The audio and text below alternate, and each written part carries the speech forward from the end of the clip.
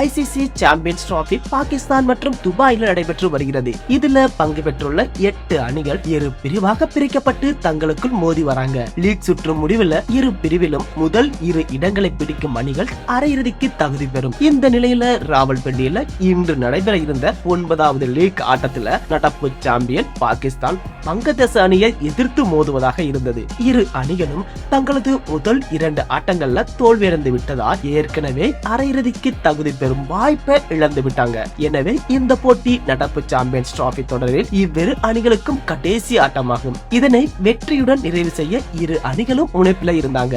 இந்த நிலையில போட்டி நடைபெறும் ராவல்பிண்டி பகுதியில பெய்த மழை காரணமாக டாஸ் போடுவதில் தாமதம் ஏற்பட்டது. மழை நின்ற பின் போட்டி நடைபெறும் என நடுவர்கள் அறிவித்து இருந்தாங்க. ஆனால் மழை விடாமல் தொடர்ந்து பெய்ததால் போட்டி நடத்த முடியாத சூழல் ஏற்பட்டது. எனவே மழை காரணமாக ஆட்டம் ரத்து செய்யப்படுவதாக நடுவர்கள் அறிவித்தனர். இதனால் சாம்பியன்ஸ் டிராபி தொடரில் பாகிஸ்தான் மற்றும் வங்கதேச அணிகளின் பயணம் இத்துடன் முடிவுக்கு வந்திருக்கிறது. இதன்படி 2025 சாம்பியன்ஸ் டிராபி தொடரில் ஒரு வெற்றி கூட பெறாமல் தொடரில் இருந்து நடப்பு சாம்பியனான பாகிஸ்தான் வெளியேறியுள்ளது.